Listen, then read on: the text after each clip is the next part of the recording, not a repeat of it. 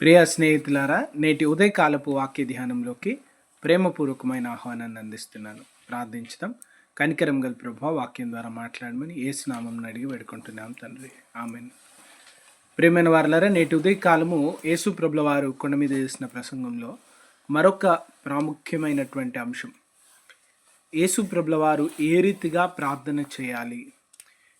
వీటన్నిటిలో ఒక ప్రాముఖ్యమైన అంశం ఏంటంటే, అక్కడ ఉన్నటువంటి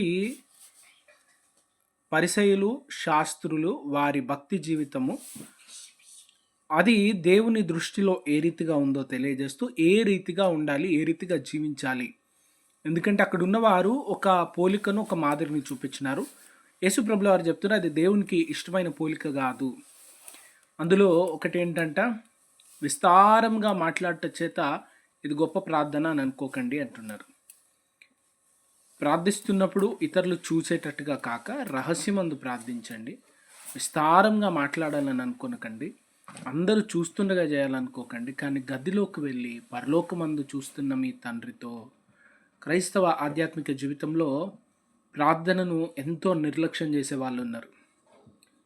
ప్రార్థన అనుదినం దేవునితో సంధి చేస్తూ, అనుసంధానం చేస్తూ, దేవునితో మనం కలిసి నడవడానికి, యేసు ప్రభుల వారితో మంచి సంబంధంలో ఉండడానికి సహాయకరమైనటువంటి ఒక మార్గం. కష్టం వచ్చినా, బాధ వచ్చినా దేవుని దగ్గరికి వెళ్ళి చెప్పి బలపడేటువంటి ఒక మార్గం. ప్రభు దగ్గరికి వెళ్ళి ఆధారపడుతున్నప్పుడు శక్తిని పొందుతున్న మార్గం.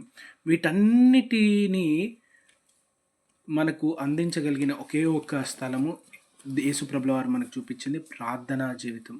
ప్రార్థనా జీవితము ఒక విశ్వాసాన్ని బలపరుస్తూ ఉంది. అనేక మార్లు ఈ గొప్ప విషయాన్ని మనం మర్చిపోతూ ఉంటాం. ప్రార్థించే జీవితము పనిచేసే జీవితానికి పురికొల్పుతుంది. ప్రార్థన అంటే మిగతా పనులు, బాధ్యతల నుంచి దూరం అవ్వడం కాదు. ప్రార్థించేటువంటి జీవితము మన హృదయాన్ని, మన పరిస్థితిని, మన మనస్సాక్షిని మార్చివేస్తూ ఉంది. దేవునితో గడిపే సమయం మన హృదయాన్ని మారుస్తుంది.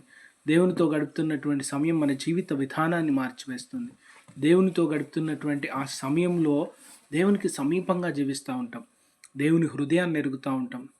దేవునితో మాట్లాడుతూ దేవుని స్వరాన్ని వినగలిగే రీతిగా, దేవుని మాటలు వినగలిగే రీతిగా, దేవుని చిత్తాన్ని గ్రహించగలిగే రీతిగా మన మనసాక్షిని ఒప్పింపజేస్తుంటుంది ప్రార్థన. ఏ రీతిగా జీవించాలి, ఏం చేయాలని. కనుక నలుగురు చూసే ప్రార్థన కాదు, ప్రభు చూసేటువంటి ప్రార్థన. ఈరోజు ఏం చేసినా సోషల్ మీడియాలో అప్లోడ్ చేసి నేను ఇది చేసిన చూడండి అనేటువంటి దినములలో లోకస్తులిగాక ప్రభు చూస్తుండగా మనం ఏం చేస్తున్నాం, ప్రభు చూస్తుండగా ఏం మాట్లాడుతున్నాం, ప్రభు చూస్తుండగా ఎలా జీవిస్తున్నామని రహస్యమందు చూస్తున్న దేవుని వైపు చూసి జీవించేటువంటి భక్తి గల విశ్వాస జీవితం ప్రభు మనకు దయచేయను గాక. ఆమేన్. ప్రార్థించుదాం. కనికరం గల ప్రభు, వాక్యానుసారంగా జీవించే కృప దయచేసి మమ్మల్ని బలపరచమని యేసు నామమున ప్రార్థిస్తున్నాను. ఆమేన్.